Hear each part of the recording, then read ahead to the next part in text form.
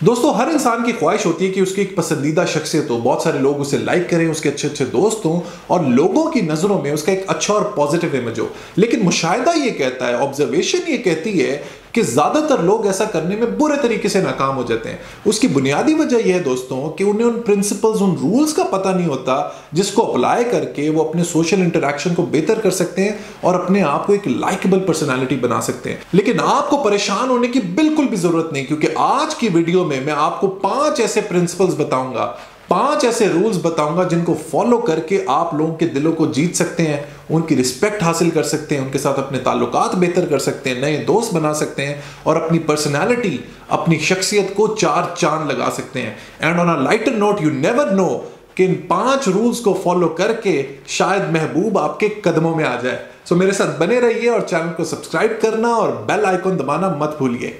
Let's be back.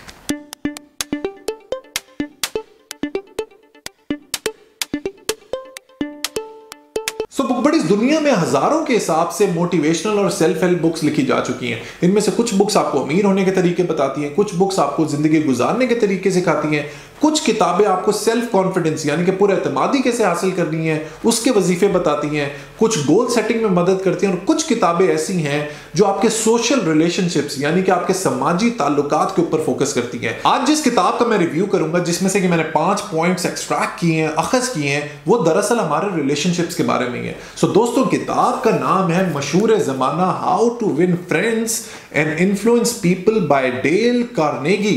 जनाब, ये जो सेल्फ हेल्प की दुनिया है, इसमें से अगर टॉप 5 किताबों की लिस्ट बनाई जाए तो ये जो बुक है how to win friends and influence people, this I am sure will occupy one of the spots amongst the top 5।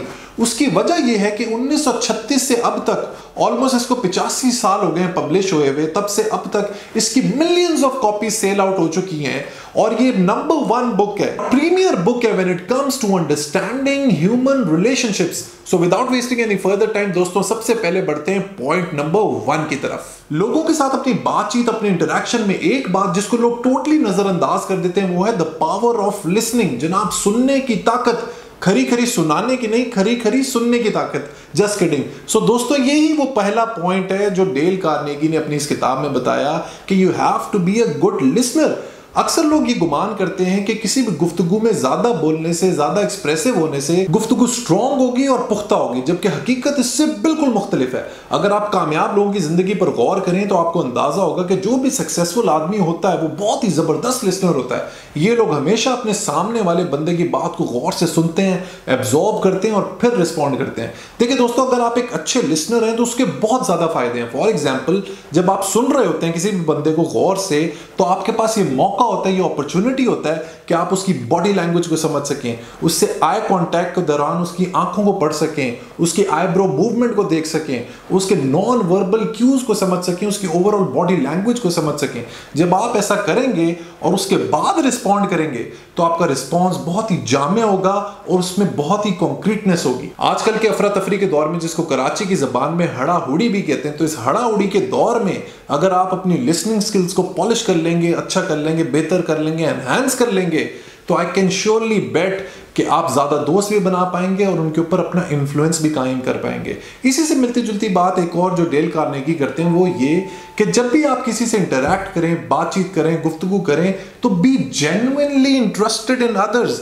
बजाय इसके कि अपने ऊपर फोकस रखें, कन्वर्सेशन के दौरान अपनी राम कहानी सुनाएं, दूसरे को बोलने का मौका दें, उससे पूछें, उसकी फैमिली का पूछें, उसके हाल चाल पूछें, what's going right for him, what's going wrong for him, is there any way that I can help. इस तरह की गुफ्तगू करें ताकि आपके सामने जो बंदा है वो वाकई में आपको समझे कि यार ये बंदा जेन्युइनली मुझ पे इंटरेस्टेड है और मेरे साथ सिंसियर है। जब आप ऐसा करना शुरू करेंगे, एक्टिव और पॉजिटिव लिसनिंग करेंगे, तो आपकी जो सामने वाला इंडिविजुअल है उससे एक अच्छी केमिस्ट्री डेवलप होना शुरू हो जाएगी and you will end up in enhancing your relationship with that individual. So दोस्तों, point number 1 to influence people is be a good listener. Book buddies दूसरा बहुत ही इंपॉर्टेंट और critical point which can work wonders for you is learn to encourage and appreciate people. लोगों को appreciate करना सीखें, उनका हौसला बढ़ाना सीखें, उनको इंकरेज करना सीखें। मैंने अपनी जिंदगी में बहुत ही कम ऐसे लोग देखे हैं जो genuinely from their heart of heart दिल खोल के लोगों को अप्रिशिएट करते हैं, उनकी तारीफ करते हैं। अच्छा, please don't confuse it with flattery. खुशामद नहीं करनी है आपने लोगों की जेन्युइनली तारीफ करनी है। एक साइकोलॉजी में प्रिंसिपल है जिसको कहते हैं ऑपरेंट कंडीशनिंग, जिसके हिसाब से a behaviour which is not rewarded will not be repeated.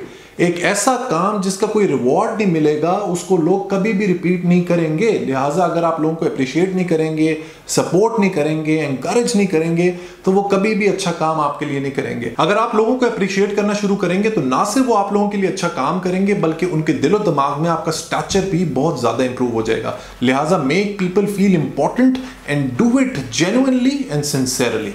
एक चाइनीज प्रोवर्ब है which states that use your smile to change the world.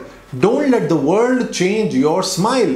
अपनी मुस्कुराहट से दुनिया को तब्दील करें, दुनिया को आपकी मुस्कुराहट तब्दील ना करने दें।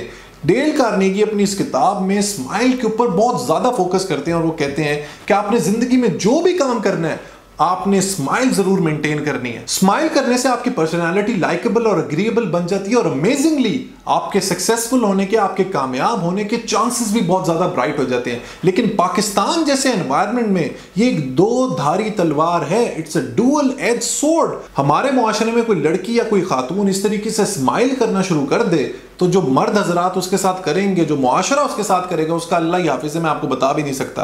और अगर मर्द इस तरीके से स्माइल करना शुरू कर दे, लड़कियों को स्माइल पास करना शुरू कर दे, तो फिर उसका भी जो हालत होगी वो भी मैं आपको बता नहीं सकता। लिहाजा you have to keep a balance. आपने जब स्माइल करना है तो उसमें डिसेंसी होनी चाहिए, उसमें सोफिस्टिकेशन होनी चाहिए, उसमें चीपनेस नहीं होनी चाहिए। मैंने अक्सर खवातीन को देखा है which are very confident and smile confidently. उनको किसी किस्म का डर नहीं होता, किसी किस्म का खौफ नहीं होता, कोई एप्रीहेंशन नहीं होती, and they carry themselves very confidently. लिहाजा maintain a smile on your face, it really helps.